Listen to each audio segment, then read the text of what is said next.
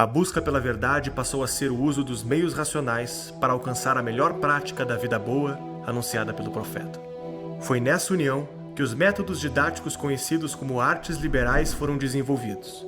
Um grupo de disciplinas para fornecer liberdade intelectual e espiritual para os indivíduos. As disciplinas eram divididas em 3 inferiores e 4 superiores.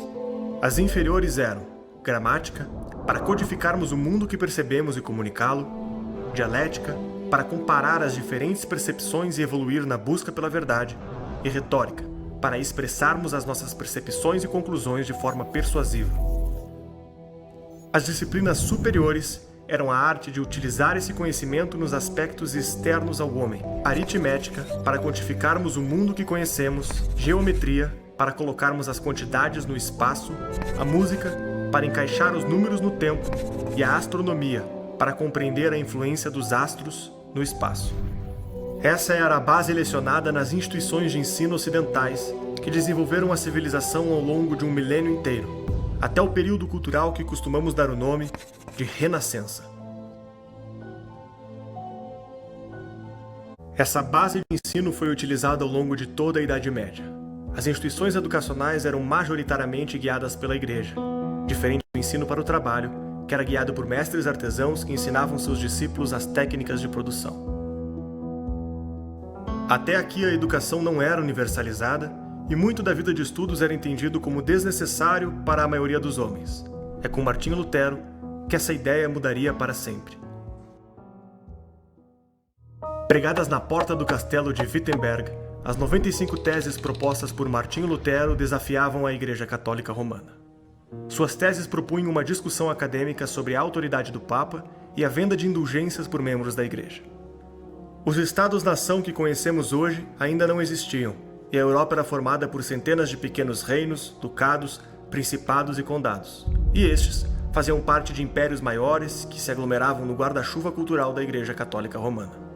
O único fio condutor e a unção de tudo isso era dado pela Igreja Católica. Era a única coisa que juntava todos esses povos diversos e que ungia os proprietários de terra, que eram os duques e os príncipes. Qual era a contraposição? Você, como família reinante, você fazia um dote também para a igreja. Você tinha que doar um filho para a igreja, ou fazer dotes materiais, ou também jurar proteção em situações de guerra, obedecer também uma série de normas e bulas que vinham do Papa. Então você tinha uma troca ali. Caso contrário, ele estabelecia que, muito bem, olha, você resolveu se revoltar contra a igreja, você não está ungido pela igreja de ser o duque da sua região. Outros duques são legítimos de conclamar o seu território. Então defenda-se se você puder. Para disseminar suas ideias, Lutero traduz a Bíblia para o alemão falado pelo povo e se utiliza de um invento recente que estava mudando a história: a prensa de Gutenberg. Considerado o invento mais importante do segundo milênio, a prensa permitia a impressão de livros que antes só podiam ser copiados à mão. A Bíblia de Lutero agora circulava pela Europa na língua do povo, e não mais no latim falado apenas pelo clero. A Reforma Protestante havia começado. A nova doutrina pregava que a instituição católica não possuía poderes espirituais e defendia que a revelação da verdade não deveria mais passar pela Igreja Católica, mas ser entregue diretamente das Escrituras para todos os fiéis. A revolta protestante oferecia uma oportunidade para os reis e governantes quebrar a autoridade da Igreja Católica e aumentar o poder dos estados locais. Lutero, em nenhum momento quis fazer uma religião universal e sequer uma religião, vamos chamar assim, nacional. O que Lutero buscou foi uma reforma dentro da Igreja, indo de encontro com a própria tradição romana. A reforma iniciada por Lutero tornou acessível a leitura da Bíblia, e dispensão da autoridade da Igreja permitiu que as pessoas tivessem sua própria interpretação, abrindo precedentes para que diversas ramificações do cristianismo surgissem nos anos seguintes. Agora, a influência da reforma, ela também não termina com Lutero, né? Aquilo é só o ponto inicial. Depois, os ventos da reforma se alastram principalmente até Genebra, né, até Calvino, onde em 1554 ele funda a Academia de Genebra, mas havia uma preocupação muito grande, tanto com a saúde espiritual, como também com a solidez educacional dos habitantes ali. Na busca de expandir as ideias protestantes, Lutero escreve uma carta para os governantes do Sacro Império Germânico, exigindo a criação de uma educação pública provida pelo Estado para progredir a reforma e disseminar a leitura da Bíblia sem o intermédio da Igreja.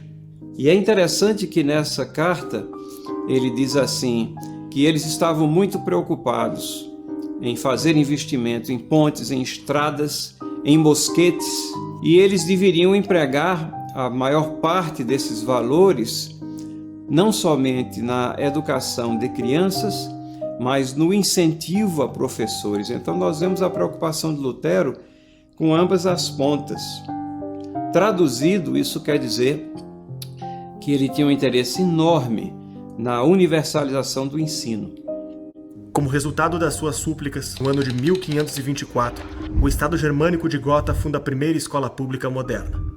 E Lutero funda o Plano Escolar da Saxônia, que mais tarde tornou-se a inspiração do sistema de educação estatal para a maioria dos estados luteranos. O ensino compulsório logo se estendeu à França, Holanda e Nova Inglaterra.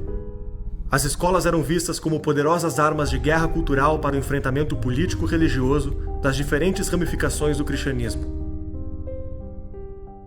O poder espiritual sofria uma transição de autoridade, da Igreja para os governantes e líderes de diferentes revoltas, entendidos como autoridades ordenadas por Deus contra o Papa e o Imperador.